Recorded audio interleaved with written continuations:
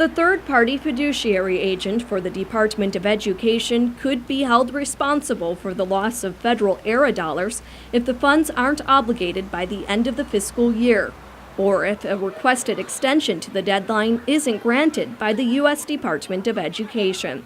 Section 1 of the third-party contract awarded to Alvarez and Marcel in September of 2010 places the liability of lost funds under the third-party agent, with subpoint L of that section reading, quote, "In the event that the contractor fails to act as fiduciary solely as a result of its own actions and GDOE is subject to sanctions, including but not limited to a lapse of funds, the contractor shall be liable for any and all damages incurred as a result of its inability to act as a third-party fiduciary on behalf of GDOE. Senator Chris Duenas believes Alvarez and Marcel is to blame for $20 million in Arra funding going unspent so far because the third party advised against DOE seeking the assistance of the Guam Power Authority to expedite the procurement of several energy-related projects.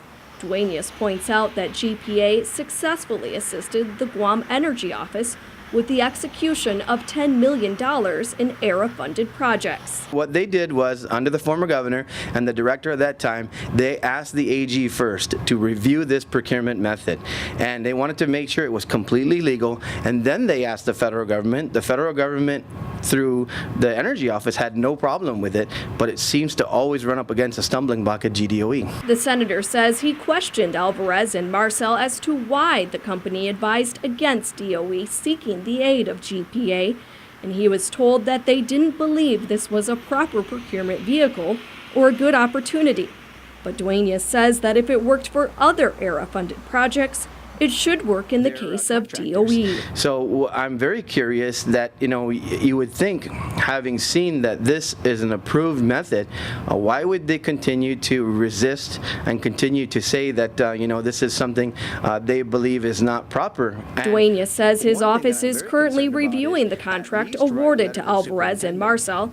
In a letter sent to DOE today asking for a copy of the contract, Duenas said he wants to see if there are consequences or benefits Alvarez and Marcel would reap if DOE should lose or prolong the obligation of Arra funds. One thing that I'm very concerned about is at least write a letter to the superintendent to ask the governor if he would exercise this option, because they had no problem writing the letter to the governor asking him to extend or ask USDOE for an extension. PNC attempted to contact the third-party office at the Department of Education several times today, but got no response as of news time. Betsy Brown, PNC News.